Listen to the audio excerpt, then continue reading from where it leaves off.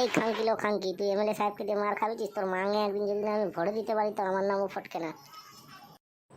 তোর মতন বেজন্ম আমি দুটোই দেখিনি কোথাও।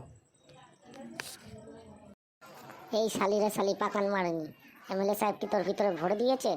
সালোরে সালো, তোর মাকে আমি মাসিমা বলি? তবে রে বোকা চোদা, এই লে। তুই সাউরি, তুই পাক্কা খাঙ্কিলো। বাবা ভালো বলে তুই বেঁচে যাচ্ছিস, নাহলে তোর পাকান আমি কবে উল্টে দিতাম। তোর বিচারে একদিন খুদাই করবে, দেখিস একদিন।